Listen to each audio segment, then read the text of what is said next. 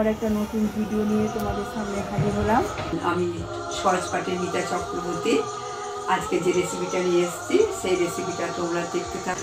বন্ধুরা, আজকে তোমাদের কাছে আবার এসে উপস্থিত হলাম। আজকে একটা বিশেষ দিন, সামনের শারদীয় উৎসব। আজ হচ্ছে মহালয়া। তোমাদের কাছে তাই একটা মানে ঘরোয়া পদ্ধতিতে এবং সিম্পল বলা যেতে পারে এবং বিভিন্নভাবে তোমরা রান্না করে খেয়েছো, সেরকমই একটা আজকে মহালয়ার দিন আমি রান্না করছি ছোলার ডাল দিয়ে। বেসিক্যালি ছোলার ডাল দিয়ে রান্নাটা বুঝতেই পারছো তোমরা, এতক্ষণে ভেবে নিয়েছো যে আমি কী রান্নাটা করতে চলেছি। আশা করি একটু আলাদা করার চেষ্টা করছি।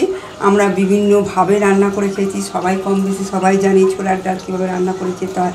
তবে ছোলার ডাল তো বেসিক্যালি রোজ মানুষ ঘরে হয় না। পাল পার্বণ অনুষ্ঠান, এরকম পুজো পার্বণ বলুন বা বিয়েবাড়ি অনুষ্ঠানে এগুলো মানুষ সাধারণত হয়ে থাকে এবং একটু বেশ জমিয়ে রান্না হয়ে থাকে সেই ছোলার ডালটা। আর সেরকমই ঘরোয়া পদ্ধতিতে বা ঘরোয়া পার্টি বলতে পারো, সেরকমই আমি ছোলার ডাল একটা তোমাদের করে দেখাচ্ছি, তোমরা দেখতে থাকো। বন্ধুরা, আমি ডালটা ভিজিয়ে রেখে দিয়েছিলাম, সকালেই ভেজেছি, 2-3 ঘন্টা হবে। এবার ডালটাকে আমি একটুখানি তেল, একটু নুন আর একটু হলুদ আর সামান্য একটু খাবার সোডা দিয়ে 2 থেকে 3টে সিটি দিয়েছি। ডালটা সেদ্ধ হয়ে গেছে। আর বন্ধুরা বলে রাখি, আমি সহজপাঠ চ্যানেলের মিতা চক্রবর্তী। আজকে শুভ মহালয়া, তাই তোমাদের সকলকে আমার আন্তরিক শুভেচ্ছা আর ভালোবাসা রইল এবং অগ্রিম শারদীয়ার শুভেচ্ছা তোমাদের জন্য রইল। আশা করি তোমরা সবাই ভালো আছো। এবার রান্নাটা কীভাবে কী করছি দেখতে থাকো। এই যে এই ভাজা মশলাটা আমি একটুখানি ফ্রাই করে, এখানে আছে জিরে, গোলমরিচ আর আছে তোমার 5 ফোড়ন। এটা ভাজা মশলাটাকে একটুখানি শ্যালো ফ্রাই করে এটাকে আমি গুঁড়িয়ে রেখে দিয়েছি। এবার আমি কড়া বসাবো। বন্ধুরা, এখানে একটু আমি নারকেল কুচিয়েছি, এটাকে আমি এবার একটু পেস্ট করে নেবো। বন্ধুরা, একটু হালকা কাজু কিশমিশ ফ্রাই করে দিলাম।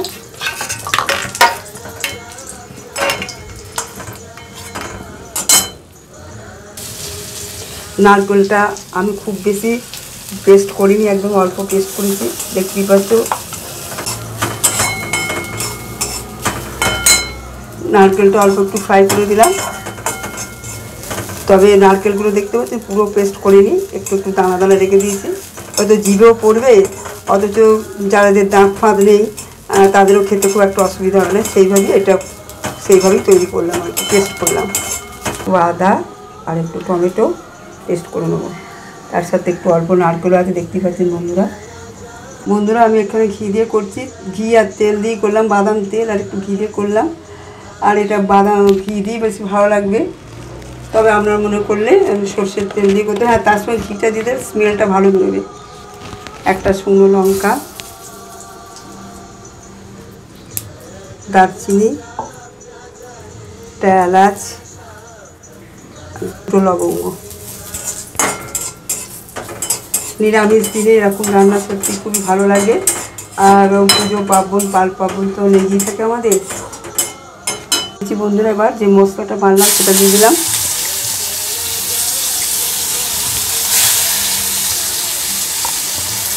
ফোড়ন হিসাবে একটু অল্প হিং দিলাম, আগেই দেওয়া উচিত ছিল, আমি পরে দিলাম। আপনাদের এটা নিজেদের মতন করে দেবেন।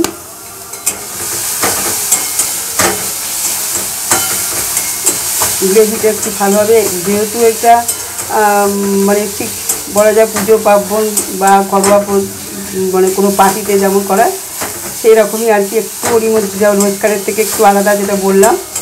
এবং এই ধরনের ডালের সাথে উপকারিতা তো আছেই।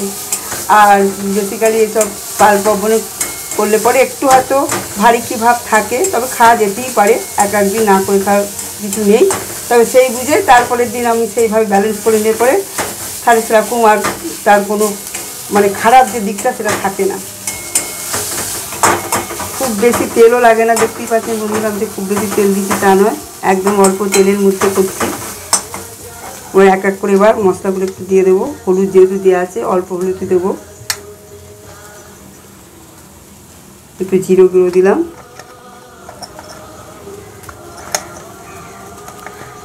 লঙ্কার গুঁড়ো, সামান্য একটু ধনে গুঁড়ো দিলাম। মশলাটা ভালো করে কষিয়ে নিলাম, সামান্য একটু জল দিলাম। এবার তেল ছেড়ে বেরিয়ে এসছে বন্ধুরা, দেখতেই পাচ্ছেন। এরকম বাড়িতে অনুষ্ঠান পর্বের দিনে আপনারা এক একদিন এইভাবে, বাঙালিদের তো 12 মাসে 13 পার্বণ সত্যি লেগেই আছে। তার মধ্যে প্রথম শুরু হয়ে গেছে, আগে গণেশ চতুর্থী হলো, তারপর মহালয়া দিয়ে শুরু হলো দেবীর বোধন। একের পর এক আমাদের চলতেই থাকবে। কালী পুজো, লক্ষ্মী পুজো আছে, তারপরে আছে কালী পুজো, তারপর ভাইফোঁটা। এসব অনুষ্ঠান পর্বে আমাদের এই ধরনের ডাল প্রত্যেক ঘরে ঘরে বাড়িতেই হয়ে থাকে ঘরোয়া পদ্ধতিতে। একটা ছোটোখাটো যে পার্টি, ভাইফোঁটাই বলুন যাই বলুন, ঘরোয়া পদ্ধতিতে ছোটোখাটো পার্টির মতো নয়, সেইখানে এই ধরনের ডাল আমরা প্রেজেন্ট করতেই পারি। প্রতিদিনকার থেকে একটু ডিফারেন্টভাবে করা, খুব বেশি খাটনি নয়, ঘরেতে আমাদের সব কিছু কম বেশি থাকে, সেইভাবে করা যেতেই পারে। সমস্ত মশলা দিয়ে কষানো হয়ে গেছে, এবার আমি ডালটা এর মধ্যে দিয়ে দিচ্ছি। স্বাদ মতো নুন দিয়ে দিলাম। বন্ধুরা একটা কথা বলে রাখি, যে এই যে জিনিসটা বানাচ্ছি আপনাদের পরিমাণ মতন আপনারা মানে যদি একটু পাতলা পাতলা করতেই পারেন, তবে ছোলার ডাল পাতলা পাতলা খুব একটা ভালো লাগে না, একটু ঘন ঘনই ভালো লাগে। আমি ঘন ঘনই করবো। আর এটা কিন্তু রুটি, ভাত, পরোটা, লুচি সবার সাথেই যাবে। আর খেতে সত্যি অসাধারণ। প্রতি বছরই আমি ধরতে গেলে পুজো পার্বণ করে থাকি, ভিডিও সেভাবে করিনি, এই প্রথম এই বড় ভিডিও তোমাদের সামনে করলাম। আর নতুন বন্ধু যদি কেউ হয়ে থাকে অবশ্যই চ্যানেলটিকে সাবস্ক্রাইব করে আমার পাশে থেকো, এগিয়ে যেতে আমাদেরকে একটু এগিয়ে যেতে হেল্প করো। কেমন কী লাগলো অবশ্যই ফিডব্যাক দিও। মুখ ঘুরিয়ে থেকো না বন্ধুরা পুজো পার্বণের দিনে। আর যারা পুরনো বন্ধু তারা তো আমার পাশে আছি। আর নতুন বন্ধুর কাছে সত্যি রিকোয়েস্ট, তোমরা যদি পাশে না থাকো সত্যি আমরা এগোতে পারবো না। আর বিশেষ করে আমার চ্যানেলটা যেহেতু নিরামিষ, তার জন্য অনেক কিছু হয়েও আমার কিছু কারণের জন্য কেন জানি না আটকে আছে, কিন্তু যায় না একদম তা বলবো না। কিন্তু তোমরা যদি মুখ ঘুরিয়ে না নাও তাহলে সত্যি খুব ভালো হয়, এবং সহৃদয়ভাবে তোমরা পাশে থেকো এবং কাছে থেকো, এবং আশা করি তোমরা সবাই ভালো আছো, সুস্থ আছো, পুজোয় তোমরা সবাই আনন্দ করো। এইটুকুই বলছি, পরে আবার বলতে থাকবো। এবার আমি যে ভেজে রেখেছি এবার সেগুলো এক এক করে দিয়ে দিচ্ছি, কাজু, কিশমিশ এবং নারকেল।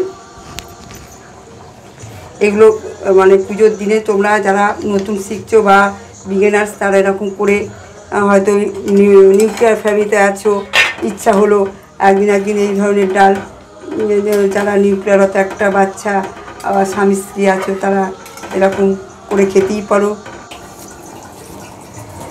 যেহেতু ছোলার ডাল একটু মিষ্টি তাই অল্পই দিলাম, যদি নারকেলও মিষ্টি আছে, কাজু কিশমিশ আছে মিষ্টি আছে, অল্প মিষ্টি দিলাম। আমরা আমাদের পছন্দ মতন চিনি দিতেই পারেন। আমার হয়ে এসছে তাই উপর দিক দিয়ে একটু কসুরি মেথি দিলাম। না আবার আগে আমি এটা দিলাম, ঘি দিলাম না, কারণ আমি ঘি আর দিয়ে সাঁতলেছি, একটু বাদাম তেল দিয়ে করেছি সবটাই, সেই জন্য না আবার আগে একটু কসুরি মেথি দিলাম। এবার একটু ভাজা মশলা দিয়ে আপনাদেরকে সার্ভ করব। অসাধারণ হয়েছে, সাধারণ রান্না, একদম দেখতেও অসাধারণ, খেতেও অসাধারণ। এর আগে আমি অনেকবার করেছি, আপনাদের সঙ্গে প্রথম আমি এই ভাগ করলাম। আশা করি ভিডিওটা ভালো লাগবে, প্রথম থেকে শেষ অবধি দেখার অনুরোধ রইল। আশ্বিনের শারদ পাতে বেজে উঠেছে আলোক মঞ্জির, ধরণীর বহিরাকাশে অন্তরিত মেঘমালা, প্রকৃতির অন্তরাকাশে জাগরিত জ্যোতির্ময়ী জগন্মাতার আগমন বার্তা। আজ থেকে শুরু হলো আমাদের পিতৃপক্ষের অবসান, দেবীপক্ষের আগমন। শারদীয়ার সবাইকে শুভেচ্ছা। আজ মহালয়া উপলক্ষেও সবাইকে আমার আন্তরিক শুভেচ্ছা এবং ভালোবাসা। যে স্তোত্রটি পাঠ করলাম, চেষ্টা করলাম, সেই স্তোত্রটি পাঠ করেছিলেন শ্রদ্ধেয় বীরেন্দ্র কৃষ্ণ ভদ্র, উনি স্তোত্র পাঠ করেছিলেন। আর এটা গ্রন্থকার ছিলেন বাণী কুমার, আর সঙ্গীত পরিচয় ছিলেন পঙ্কজ কুমার মঙ্গলিক। আর আমি জানি না কতখানি ঠিকঠাক বললাম বন্ধুরা, চেষ্টা করলাম। সবাই ভালো থেকো, সুস্থ থেকো। আজকে মহালয়া, সেই শুভেচ্ছা তোমাদের আরও একবার দিলাম। আশা করি তোমরা সবাই ভালো আছো এবং ভালো থেকো, আনন্দ সহকারে থেকো। সবাইকে আমার আর একবার শারদীয় শুভেচ্ছা জানিয়ে আজকের মতো ভিডিওটা শেষ করছি। আশা করি পরে কোনো ভিডিওতে আবার দেখা হবে। Thank you so much. Tata, bye by.